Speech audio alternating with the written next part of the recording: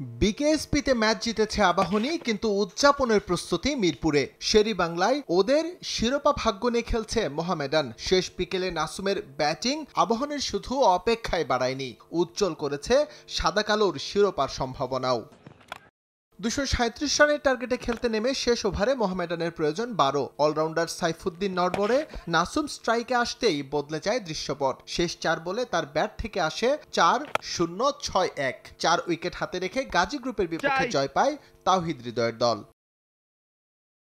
গাজীর দেয়া 237 রানের টার্গেটে খেলতে নেমে ভালো শুরু করতে পারেনি মোহামেডান। 6 রানে আনিসুর রহমানের উইকেট হারানোর পর বিদায় নেন তৌফিক। রনি তালুকদারকে সঙ্গে নিয়ে বিপর্যয় সামাল দেন তাওহিদ হৃদয়। 75 রানের জুটি গড়ে বিদায় নেন রনি তালুকদার, তার ব্যাট থেকে আসে 55। বিতর্কের মধ্য দিয়ে ম্যাচ খেলার সুযোগ পেয়েও লম্বা ইনিংস খেলতে ব্যর্থ হন তাওহিদ হৃদয়। আউট হন 37 করে। মাহমুদুল্লাহ রিয়াদের ব্যাট থেকে আসে 49। স্লো হলেও সাইফুদ্দিনের 30 রান ছিল বেশ গুরুত্বপূর্ণ।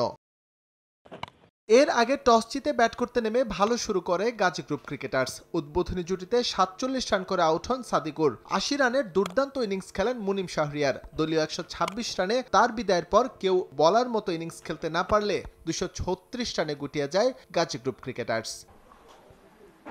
এদিকে ডিপিএল এর আরেক ম্যাচে মুখোমুখি হয় লেজেন্ডস অফ রূপগঞ্জ আর আবাহনী লিমিটেড। টস হেরে ব্যাট করতে নেমে 9 উইকেটে 225 রান করে রূপগঞ্জ।